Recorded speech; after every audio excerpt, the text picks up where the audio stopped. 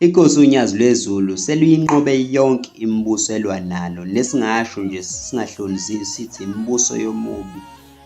Ey'nsukwini ey'dlule inkosi uNyazi lweZulu beyiqeda iminyaka ewu-14 ihleli esihlalweni sophezu kwakho konke ebuhleni bokuphakama, and his throne was established long time ago. He has a very calm way of dealing with things. Phakathi nesivivinyo athi uShembe ningalwi, anisewona yena amaNazaretha, ebuza amaNazaretha inkosi uNyazi lweZulu. He was not feeling any pressure right on the storm. Ngobudeke bendlela abanye sebafa endleleni, nababefuna konke okukayise bathi kungokwabo sebafa, nabanye ababemthuka becula iy'nhlamvu busuku nemini bengaphindi ngisho eyodwa sebabuyela kuye bathi, Nkosi sakushiya kanjani?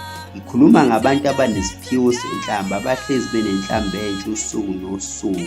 All in those circumstances he still stand tall. Usheme uNkulunkulu bakwethu. He once said, leli lami igama lamenyezwa ngo-April 3 ngo-2011 asukuma wonke amaNazaretha angilandela.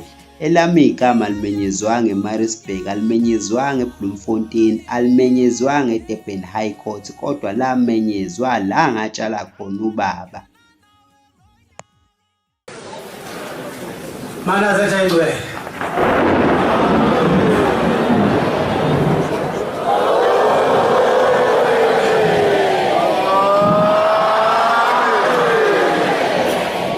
Ngikhethe inkosi yasekwami.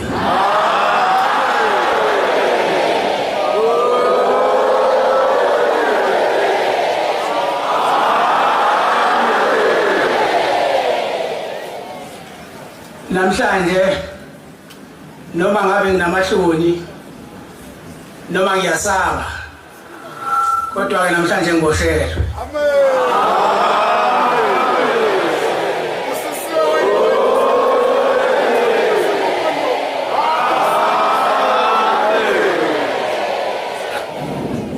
Ningasaba amaNazaretha, uShembe ubonakalisa ukhona namhlanje kathina.